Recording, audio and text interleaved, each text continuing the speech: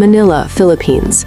Legal proceedings in Manila have sharply intensified this week, centering on contested ownership and excavation permits related to alleged caches of gold bullion and precious artifacts hidden by the Imperial Japanese Army, IJA, during the closing months of the Second World War. The ongoing dispute, rooted in events dating back to the 1945 Battle of Manila, pits private claimants against the Philippine government, potentially involving assets valued in the billions of US dollars. The Supreme Court of the Philippines is currently reviewing multiple motions for injunctions regarding designated excavation sites across Luzon.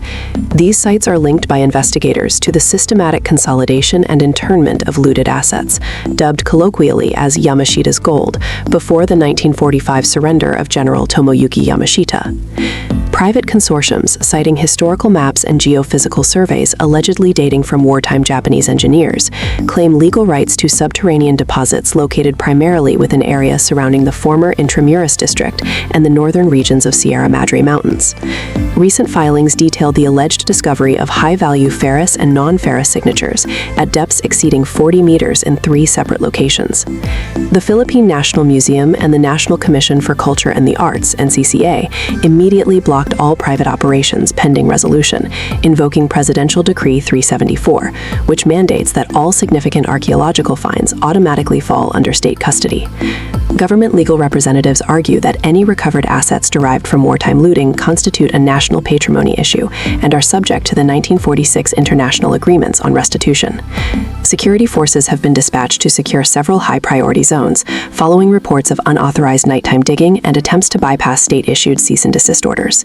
The Department of National Defense, DND, warned in a statement Tuesday that excavation attempts without proper structural engineering oversight pose severe public safety risks due to unstable historical infrastructure and undocumented ordnance contamination dating from the 1945 destruction of the capital.